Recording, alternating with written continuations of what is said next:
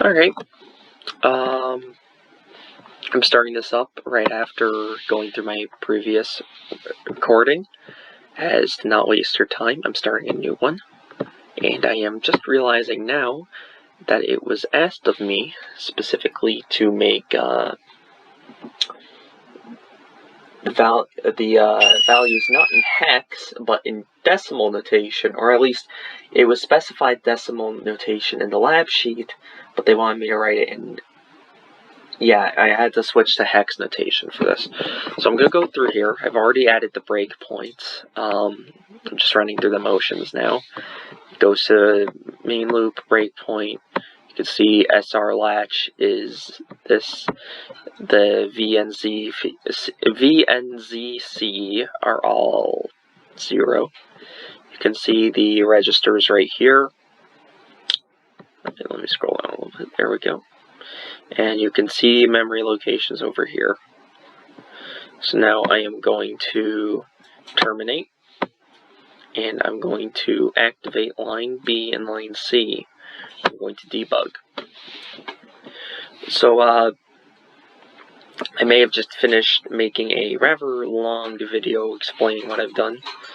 I'm not sure how much of this needs to be shown for the lab process, for the lab grading, but I want to be thorough, so I'm trying to show everything I can and remember to. So here we have, it stopped at reset breakpoint again. Memory addresses as before.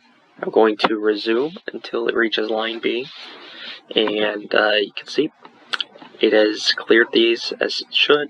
It has done this. So I'm going to now do as exercise 2 specifies, and I'm going to set the memory address 020 to be equal to 02, and I'm going to set this memory address to be 03.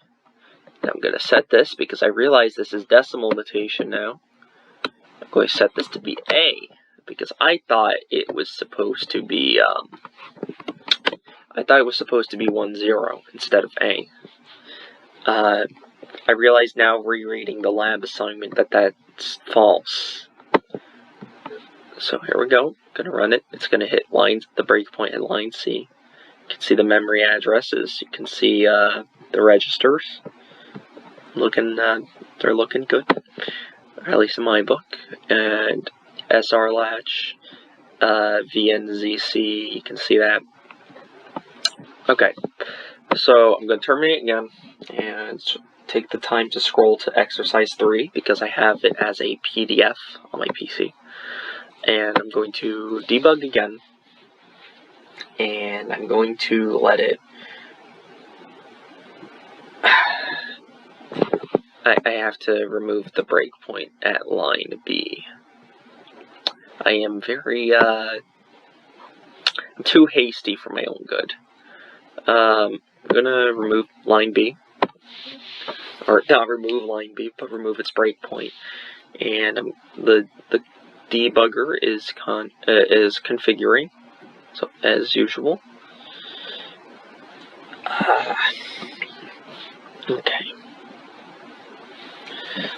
So now, yep, it looks good. It's doing the things it does. Now we've reached line C, and now it's asking me to modify registers R7.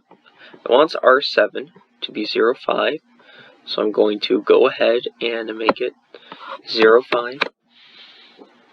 I'm going to make R8 01. I'm going to make R9 simply 0. So that's just going to be 0. Nice little 0. You can see it. You can see the memory. I'm going to let it resume to the main loop, at which it breaks again. And now we've got R10 as 0006. We got these interesting little memory values over here. R7. Yep, it's doing what it does. that should be it.